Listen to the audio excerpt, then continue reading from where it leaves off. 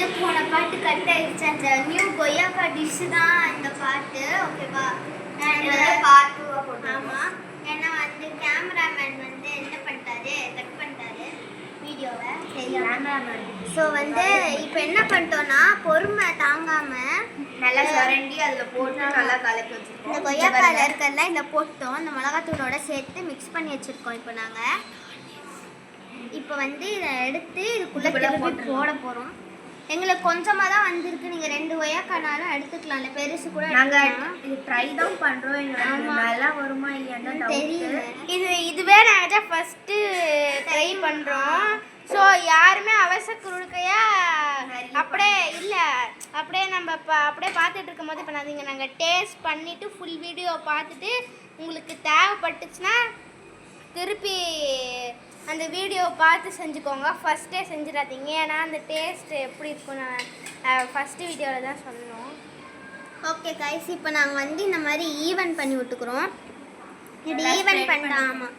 இப்போ வந்து நம்ம வந்து 4 பீஸாக கட் பண்ணிக்கலாம். ஏன்னா நாங்கள் 4 பேர் இருக்கோம். சண்முகம், அப்புறம் யாழினி, அப்புறம் தீக்ஷிதா, அப்புறம் கேமராமேன் நான் தீரன். கேமராமேன் தான் தீரன் தான். என்ன காய்ஸ் வெட்டவே முடியல. ரொம்ப காயாக தான் இருந்திருக்கு.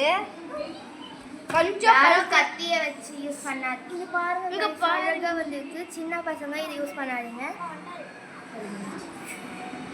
இப்போ பாருங்க, இதை அப்படியே வந்து கட் பண்ணிக்கலாம்.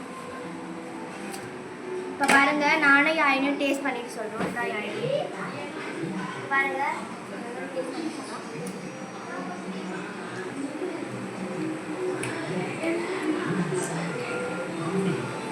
ரொம்ப நல்லா இருக்கும். ஆக்சுவலி இது வந்து நார்மலாக அப்படியே உப்பு மிளகாய் தொட்டு சாப்பிட்ற மாதிரி தான். இது கொஞ்சம் டிஃப்ரெண்ட் டைப்பு. ஒரு கொஞ்சம் எண்ணெய் ஆட் பண்ணி கொஞ்சம் டிஃப்ரெண்ட்டாக இருக்குது, அவ்வளோதான்.